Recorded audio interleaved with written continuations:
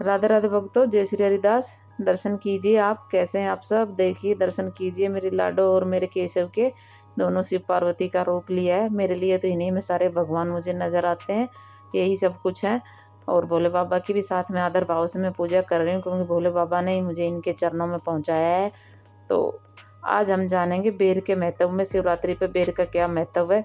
तो इस वीडियो में हम वही सब जानेंगे गुरुजी के श्रीमुख से। तो चलिए, प्रदीप मिश्रा गुरुजी के श्रीमुख से हम जानते हैं कि बेर का क्या महत्व है। तो चलिए वीडियो शुरू करते हैं। बेर चढ़ाने का बड़ा महत्व है। यहाँ चढ़ाते हैं कि नहीं चढ़ाते? चढ़ाते हैं। शिवरात्रि के दिन बेर चढ़ाने का बड़ा महत्व है। और शिवरात्रि पर चढ़ा हुआ वो बेर उठा कर ले आइए और उस बेर को उठाकर रख लीजिए। मान लो किसी को उदर से जुड़ी हुई जब तकलीफ रहती है, पेट से जुड़ी हुई तकलीफ रहती है, पेट से जुड़ी हुई कोई भी प्रॉब्लम हो, अगर पेट से जुड़ा हुआ कोई भी रोग आपको लग गया और डॉक्टर की दवाई चल रही है, सारी औषधि चल रही है, जो शिवरात्रि पर आपने बेर चढ़ाया है, वो बेर अगर आपके यहाँ रखा हुआ है, वो बेर उस रोग वाले व्यक्ति को खिला दीजिए। आधे घंटे के अंदर पेट का दर्द, पेट की तकलीफ, पेट का कैसा भी रोग होगा, एकदम आराम लग जाएगा। उस बेर में इतना प्रबलता आ जाती है। शंकर को जो शिवरात्रि के दिन बेर चढ़ाया जाता है, भगवान शिव पर समर्पित हुआ वो बेर का इतना महाराज। और जो देवता को उठाने के लिए बोर समर्पित करा जाता है, बेर भाजी आंवला उठो देव सांवरा, उसमें शंकर जी का भाव है, क्योंकि शिव जी का दर्शन भगवान नारायण उठते से ही करना चाहते हैं। सबसे पहले नेत्र खोले और मेरा शिव का दर्शन हुआ। बेर का भाव ही शिव का दर्शन का भाव। कितनी बड़ी औषधि होगी बेर के अंदर, जरा देखिएगा कि मेरे राम जी शबरी अम्बा के दरवाजे पर पहुंचे। आप लोग भजन में लेते रहते हो, शबरी संवारे रास्ता आएंगे राम जी, मेरा भी धन्य जीवन बनाएंगे राम जी। खट्टे हो चाहे मीठे हो आएंगे राम जी, मेरा भी धन्य जीवन बनाएंगे राम जी। शबरी ने राम जी को बेर दिया। राम जी ने बेर खाया, प्रेम से खाया।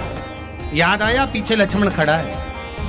राम जी ने लक्ष्मण को बेर दी, ले लक्ष्मण ये बेर खा ले। लक्ष्मण जी ने बेर लिए।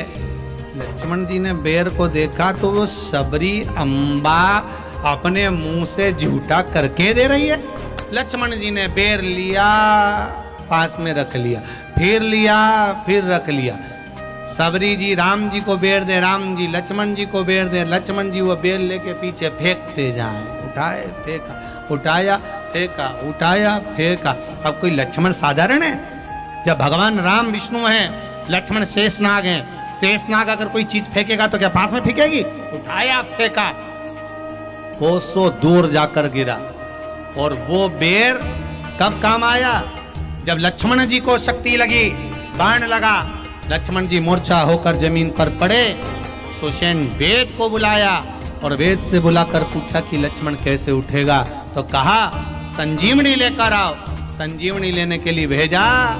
तब संजीवनी लेने के लिए जब श्री हनुमान जी महाराज गए, संजीवनी बूटी जब लेकर आए और लक्ष्मण जी को जो दी, तब राम जी पहचान गए ये संजीवनी कोई दूसरी नहीं है। लक्ष्मण जी को जो बेर खाने को दिया था, वो बेर फेंक दिया था, उसी बेर की पत्ती है जिसको निचोड़ निचोड़ कर लक्ष्मण जी को खिलाना पड़ी है। तो राम जी रोते रोते बोले पहले ही खा लेता तो खाना नहीं पड़ती।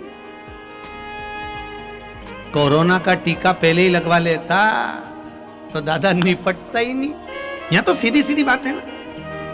कहा पोलियो की दवाई, जन्म लिए बच्चे से लेकर 5 वर्ष तक के बच्चे को पोलियो की दवाई पिलाई जाएगी। पोलियो की दवाई पियो तो हाथ पैर से विकलांग नहीं होगे। बोलो, बोलते कि नहीं बोलते? पियो विकलांग नहीं होगे। जो नहीं पिएगा वो हाथ पैर से विकलांग हो जाएगा। उसी तरह शिव महापुराण की कथा, जिसका जन्म नहीं हुआ, जो माता के गर्भ में है, उससे लेकर जो मर रहा है उस तक के व्यक्ति को सुनाई जाएगी। पोलियो की दवाई नहीं पियोगे, हाथ पैर से विकलांग हो जाओगे। शिव महापुराण नहीं सुनोगे तो काम, लोभ, विषय, आसक्ति से विकलांग हो जाओगे। इसलिए सुनो, ये सुनने का विषय है, इसको श्रवण करना।